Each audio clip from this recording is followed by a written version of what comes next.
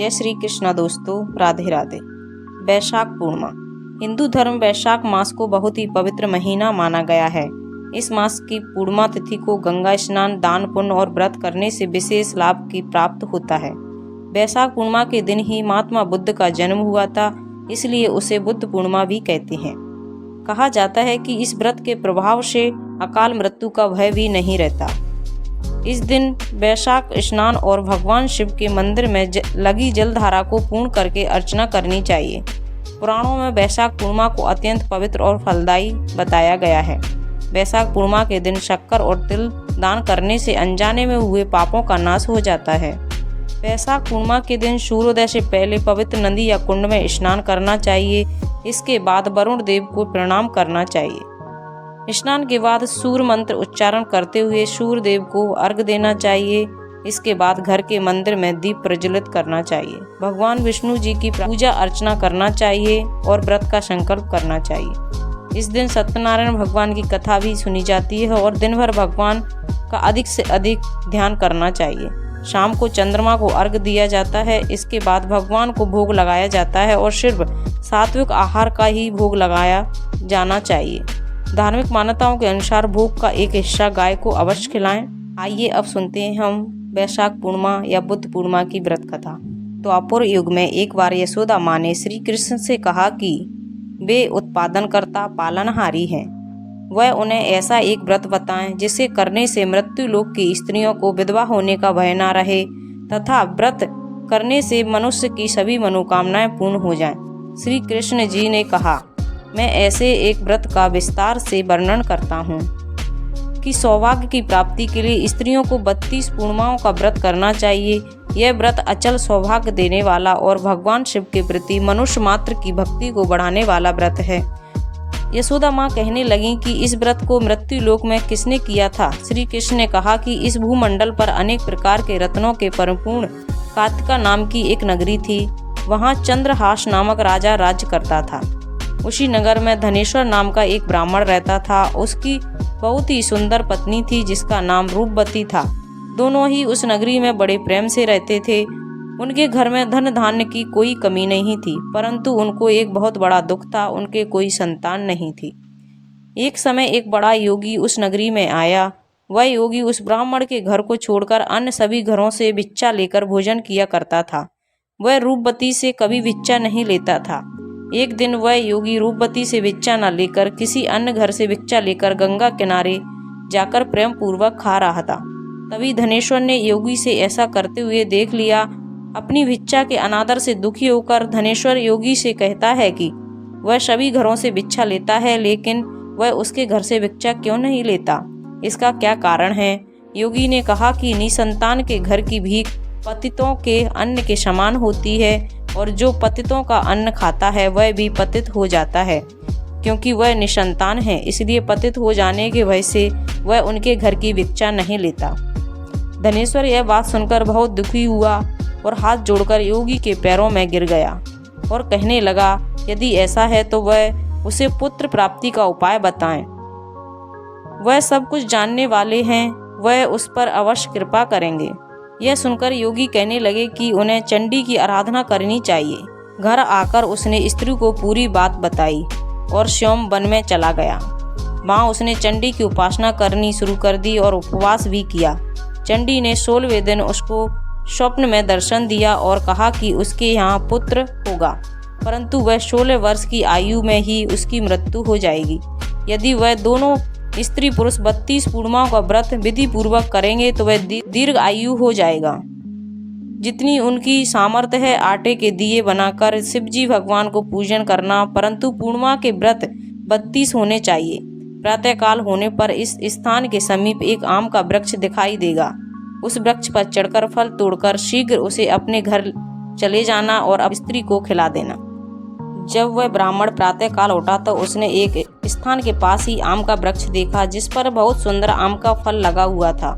उस ब्राह्मण ने आम के वृक्ष पर चढ़कर फल को तोड़ने का प्रयास किया, परंतु वृक्ष पर कई बार कोशिश करने के बाद भी वह नहीं चढ़ पाया। तब उस ब्राह्मण को बहुत चिंता हुई और वह विघ्न विनाशक श्री गणेश जी की वंदना करने लगा। वह उस पर कृपा करके इतनी शक्ति दें कि वह अपनी मनोरथ को पूरा कर सके। इस प्रकार गणेश जी की प्रार्थना करने पर उनकी कृपा से धनेश्वर वृक्ष पर चढ़ गया और उसने सुंदर आम के फल को तोड़ लिया। उस धनेश्वर ब्राह्मण ने जल्दी से घर जाकर अपनी स्त्री को वह फल दे दिया और उसकी स्त्री ने अपने पति के कहे अनुसार उस फल को खा लिया और वह गर्भवती हो गई। देवी जी की असीम कृपा से एक अत्यंत सुंदर पुत्र उत्पन्न हुआ, जिसका नाम उन्होंने देवीदास रखा।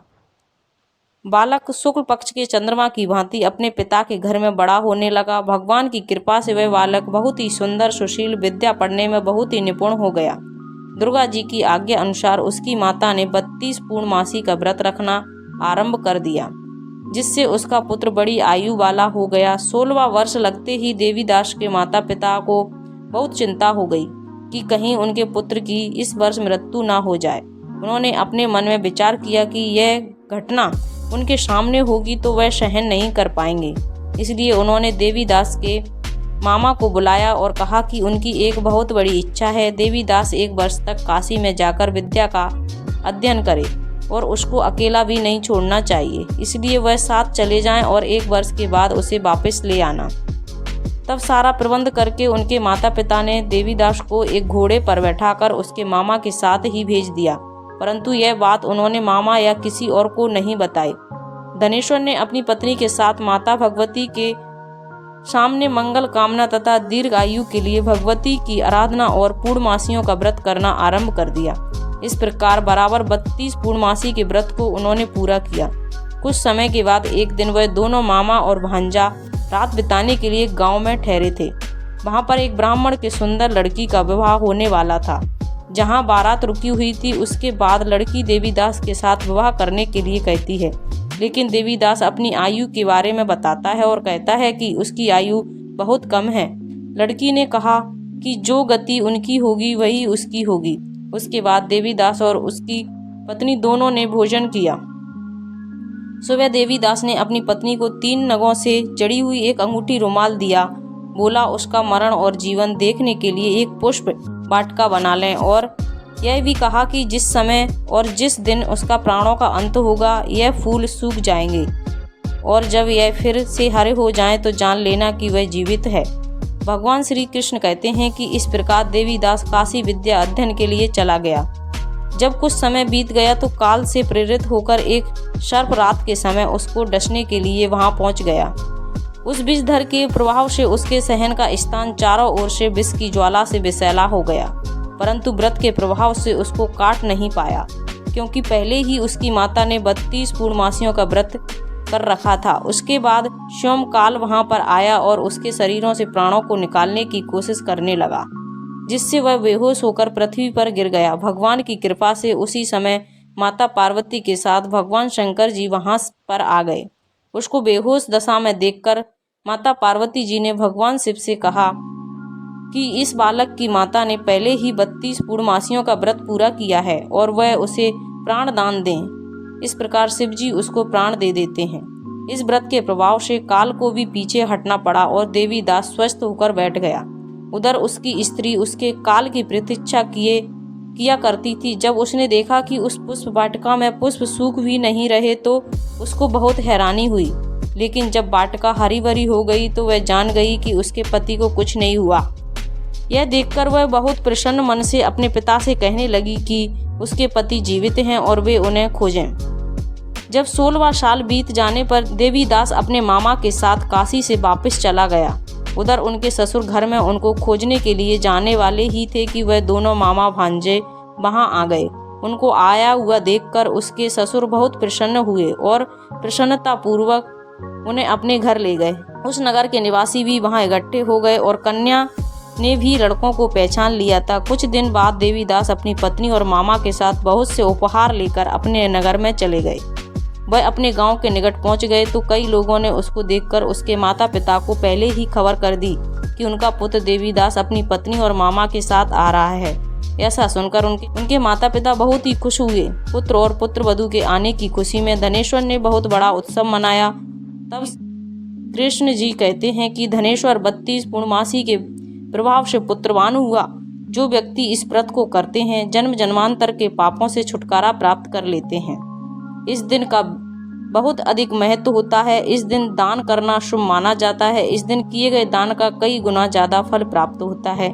इस पावन दिन पर व्रत करने से सारे पापों का नाश होता है और मृत्यु के बाद वैकुंठ लोक में स्थान प्राप्त होता है।